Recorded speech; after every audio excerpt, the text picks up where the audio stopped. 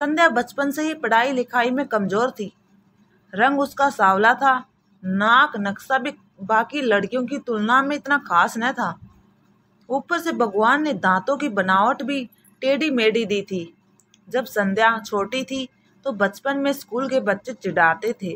बड़ी हुई तो गली मोहल्लों के लोग उसे देखकर मुंह फेर लिया करते। कोई भी उसका दोस्त बनने के लिए तैयार न था।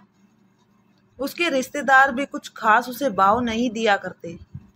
बस एक उसकी माँ ही तो थी जिसे उसकी सूरत या लुक से कोई फर्क नहीं पड़ता। माँ संध्या से और संध्या माँ से बेहद प्यार करती।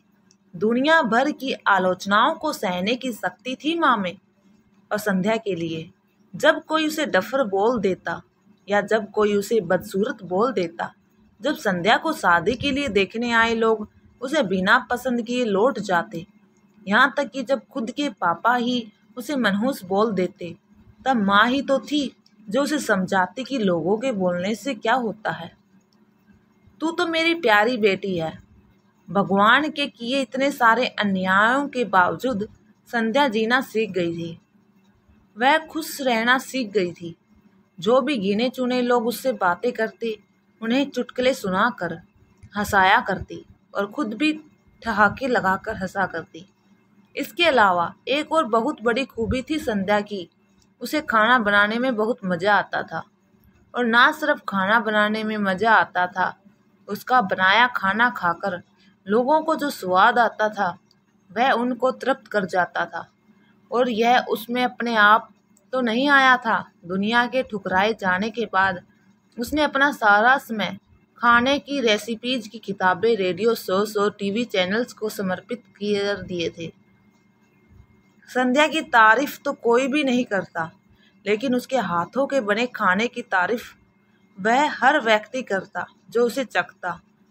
इस एक गुण की वजह से संध्या अपने आजू बाजू की औरतों में फेमस हो गई थी, क्योंकि जिसे भी खाना पकाना सीखना हो या कुछ नया पकवान बनाना सीखना हो तो वह संध्या के पास आती और संध्या भी खुशी खुशी उन्हें सब सिखाती।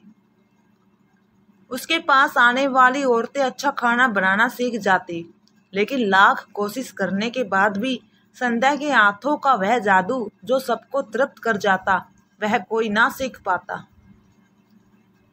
संध्या की जिंदगी इन्हीं उतार चढ़ावों के साथ कट रही थी। एक बार फिर से माँ बाप ने जी तोड़ कोशिश कर एक फैमिली को संध्या को देखने के लिए मना लिया था और अगले दिन लड़का संध्या को देखने आने वाला था। संध्या को इस बात की खबर होने पर वह दुखी और गुस्सा हो गई थी कि बिना उससे पूछे पता नहीं क्यों माँ बाप लड़कों को बुला लेते थे और उसका मजाक बना देते थे। माँ ने संध्या को समझाया था कि ऐसा ही होता है, कोई भी बेटी अपने माँ बाप के यहाँ हमेशा नहीं रहती, उसे एक दिन शादी करके जाना ही पड़ता है। अगले दिन संध्या सुबह सुबह ही लड़के वालों के आने से पहले ही सज संवर कर कहीं निकल गई थी। उस दिन लड़के वाले घर आकर माँ बाप को बहुत खरी खोटी सुनाकर गए थे। वैसे भी पापा को संध्या पर हमेशा ही गुस्सा रहता था, लेकिन उसकी इस हरकत ने उनको गुस्से से पागल कर दिया। उस दिन पापा ने संध्या का सारा गुस्सा माँ पर उतार दिया था, यह कहकर कि एक मनहूस बेटी को जन्म देकर भी तुम्हारा मन नहीं भरा था, इसलिए उसको लाड प्यार देकर सर पर बिठा लिया है। हमेशा अपनी बेटी के बारे में गलत बोलने वालों से नाराज रहने वाली माँ आज खुद संध्या से नाराज हो गई थी और वह अब संध्या के घर वापस आने की बेसब्री से राह देख रही थी ताकि अपना गुस्सा उस पर उतार सके। सूरज ढलने से पहले संध्या घर लौट आई थी। उसके चेहरे पर एक अजीब सी खुशी थी। हाथों में एक चेक था और एक सर्टिफिकेट भी। संध्या माँ से कुछ कहना चाहती थी, लेकिन इससे पहले कि संध्या अपने मुंह से एक भी शब्द कह पाती, माँ ने उसे खरी खोटी सुनाना शुरू कर दिया। गुस्से में माँ बोलते बोलते इतना कुछ बोल गई कि कोई संध्या ने कभी सपने में भी नहीं सोचा था कि माँ ने कहा बाकी सभी लोग सही थे, तुम सच में मनहूस हो, तुम्हारी वजह से हर कोई परेशान है। अच्छा होता जो तुम पैदा होते ही मर जाती, यह दिन ना देखना पड़ता हमें। गुस्से में बड़बड़ाती और सब्जियां काट रही माँ ने एक बार भी संध्या की तरफ नहीं देखा था। संध्या माँ की बातें किसी पत्थर की मूर्त की तरह सुन रही थी। पत्थर की ऐसी मूर्त जिसके शरीर में तो जान ना हो लेकिन आंखों से आंसुओं की धारा बह रही हो। संध्या ने माँ से पूछा, माँ क्या सच में तुम भी चाहती हो कि मैं मर जाऊं? क्या इतनी बुरी हूं मैं माँ? अभी भी गुस्सा सर पर सवार होने की वजह से माँ ने कह दिया हाँ। बिना एक पल भी सोचे संध्या ने सीधा अपने कमरे में जाकर कमरा अंदर से बंद कर लिया था। 1-2 मिनट बाद गुस्सा थोड़ा शांत होने पर माँ को अपनी गलती का एहसास हुआ तो संध्या के रूम की तरफ गई। उन्हें पता चला कि संध्या ने रूम को अंदर से बंद कर लिया है। गुस्से में कुछ ना कर ले इसलिए माँ तुरंत पापा को इस बात की खबर दी। दोनों ने काफी दरवाजा खोलने की कोशिश की लेकिन जब नाकामयाब रहे तो दरवाजा तोड़ दिया। अपने स्कार्फ से फांसी का फंदा तैयार कर संध्या पंखे से लटक रही थी। ज्यादा वक्त नहीं हुआ था, वह सिर्फ बेहोश हुई थी। माँ पापा ने तुरंत उसे पंखे से अलग किया और बेड पर लेटाया। पापा ने तुरंत डॉक्टर को फोन किया।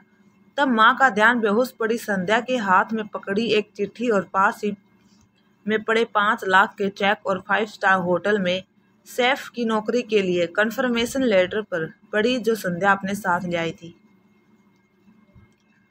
माँ और पापा ने वह चिट्ठी खोलकर पढ़ी जो उसने अभी अभी लिखी थी। चिट्ठी कुछ इस प्रकार थी, मम्मी और पापा, मैं जानती हूँ मेरे जन्म से लेकर आज के दिन तक मैंने ऐसा कुछ भी नहीं किया है जिस पर आप गर्व कर सके, लेकिन मैं आपको बताना चाहती थी कि आज मैं खाना पकाने के नेशनल लेवल कंपटीशन को जीत चुकी हूँ और यह 5 लाख का चेक मुझे प्रथम स्थान पर आने के लिए मिला था।